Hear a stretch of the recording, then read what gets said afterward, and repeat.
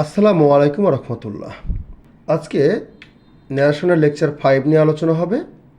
Lecture 5-এ থাকছে operative সেন্টেন্সকে direct থেকে indirect করার সকল নিয়ম। প্রিয় শিক্ষার্থী বন্ধুরা, বরাবরের মতো আবারও বলছি, প্রতিটা সেন্টেন্সের বা প্রতিটি ন্যারেশনের প্রথম পরিবর্তন হচ্ছে রিপোর্টিং ভার্ব। তো অপারেটিভে রিপোর্টিং ভার্বের পরিবর্তে দুইটা অপশন হয়, প্রেড এবং উইস্ট। 2 নম্বর পরিবর্তন ইনভার্টেড কমা, এর পরিবর্তন হবে কনজাংশন দ্যাট।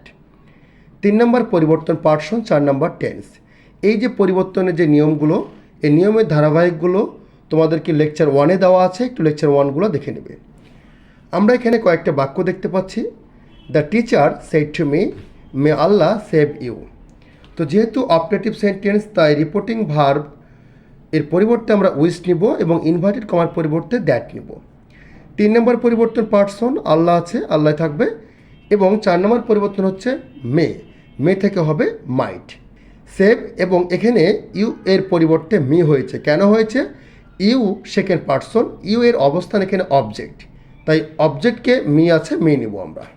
3 নম্বর বাক্য অর্থাৎ 2 নম্বর বাক্যটা হচ্ছে father said to me, may you gain success in life. এটাও অপারেটিভ সেন্টেন্স।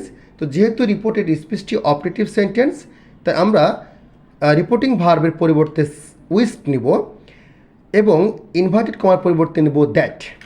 3 নম্বর পরিবর্তন পার্সন, রিপোর্টেড স্পিচে ইউ যেহেতু সেকেন্ড পার্সন, সেহেতু অবজেক্টকে স্মরণ করবে, অবজেক্ট হচ্ছে মি, তাই আই হবে। এখানে মে আছে ভার্ব, মেটাকে আমরা মাইট করব। তাহলে উত্তরটা দেওয়া হলো এভাবে, father said to me that I might gain success in life. 3 নম্বর বাক্য হচ্ছে he said long live our president. He said long live our president, এখানেও অপারেটিভ সেন্টেন্স, তাই ইনভার্টেড কমার পরিবর্তে দ্যাট হবে এবং রিপোর্টিং ভার্বের পরিবর্তে উইস্ট হবে। He wish that their president might live long. Long দ্বারা বাক্য শুরু হলে লং বাক্যের শেষে বসে। তো প্রিয় শিক্ষার্থী বন্ধুরা, এ হলো অপারেটিভ সেন্টেন্সের ন্যারেশন। এর পরবর্তী লেকচারে থাকবে এক্সক্লেমেটরি সেন্টেন্সের ন্যারেশন। সে পর্যন্ত ভালো থাকবে। ধন্যবাদ।